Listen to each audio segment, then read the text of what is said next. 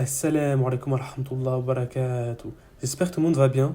Aujourd'hui, on va parler de comment le peuple algérien a écrasé leurs ennemis. Imaginez un peuple qui, malgré des siècles de domination et d'oppression, se lève pour prendre son destin en main. Imaginez une terre qui, après avoir été exploitée et dépossédée, retrouve enfin sa liberté. Cette histoire est celle de l'Algérie, un pays qui a bravé les défis les plus extrêmes pour gagner son indépendance contre la France en 1962. Rejoignez-nous dans ce voyage à travers le temps pour comprendre comment le peuple a pu se lever contre l'oppression, défier les puissances coloniales et prendre enfin possession de son avenir. C'est l'histoire d'une indépendance gagnée au prix du sang et de la détermination. Une histoire qui continue d'inspirer les luttes pour la liberté et la souveraineté partout dans le monde. Pour comprendre l'ampleur de la victoire algérienne, il faut remonter aux racines profondes du conflit. L'Algérie, terre millénaire aux multiples civilisations, était sous domination française depuis 1830. Cette colonisation, loin d'être une simple occupation administrative, s'est caractérisée par une spoliation systématique des terres et des ressources, ainsi qu'une déshumanisation brutale du peuple algérien. Dès 1848, l'Algérie fut déclarée partie intégrante du territoire français. Divisée en départements, cependant, cette intégration n'était qu'une façade masquant une réalité bien plus sombre.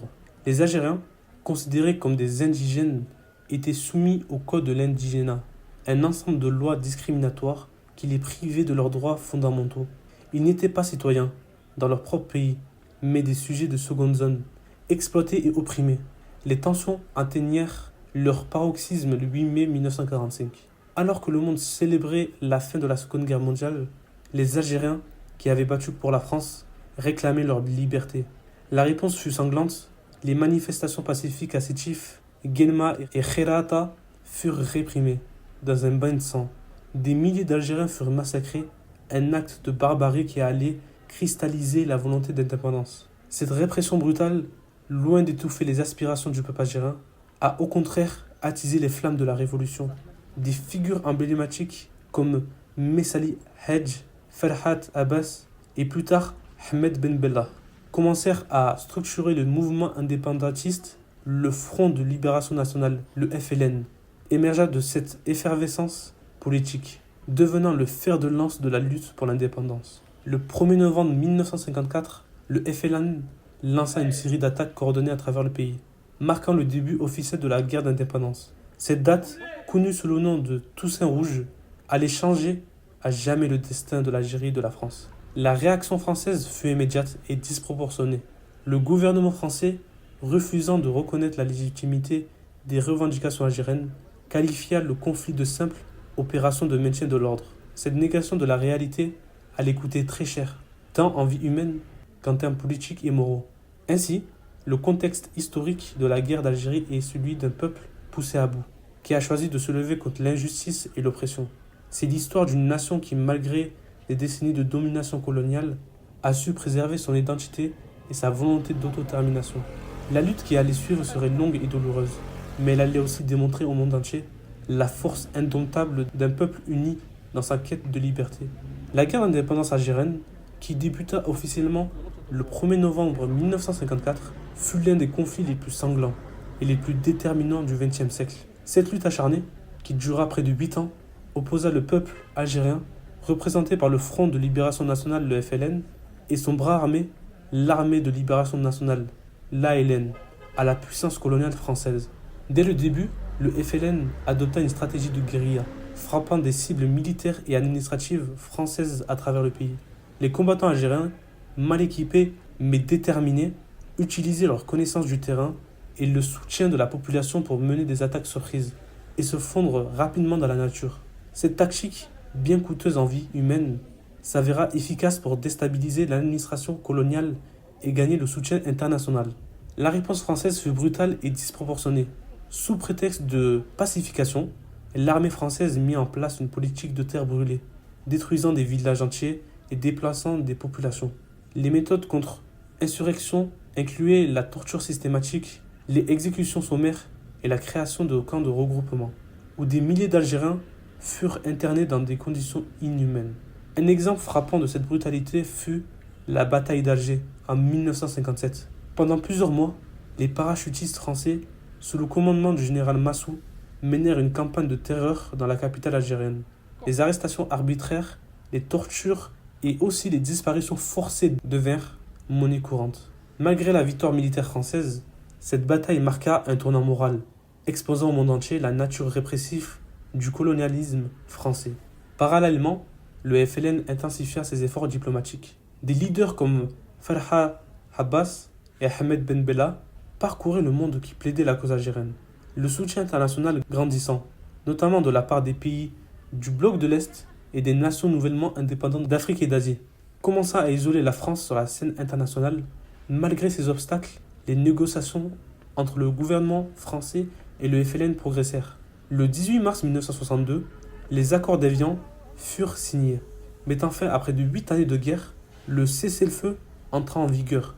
Le lendemain, ouvrant la voie à un référendum d'autodétermination. Le bilan de cette guerre fut terrible. On estime que plus d'1 million d'Algériens perdirent la vie, tandis que des centaines de milliers d'autres furent blessés, déplacés ou forcés à l'exil. La guerre d'Algérie ne fut pas seulement un conflit militaire, mais aussi une lutte idéologique et morale. Elle exposa les contradictions du colonialisme et marqua la fin de l'empire colonial français. Pour l'Algérie, ce fut le prix douloureux mais nécessaire de la liberté, une victoire arrachée au prix des sacrifices immenses, mais qui allait finalement permettre au peuple algérien de prendre en main son propre destin. Après des années de lutte acharnée et de violence sans précédent, la guerre d'Algérie entrait dans une phase critique. Les négociations, longtemps évitées par la France, devenaient inéluctables face à la pression internationale croissante et à la dégradation de la situation sur le terrain. Les négociations reprirent en mai 1961 à Évian-les-Bains après une série de pourparlers préliminaires.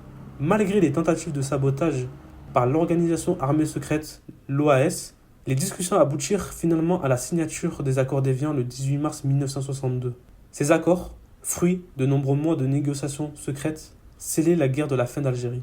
Ils prévoyaient un cessez-le-feu immédiat et la tenue des référendums d'autodétermination pour déterminer le statut définitif de l'Algérie.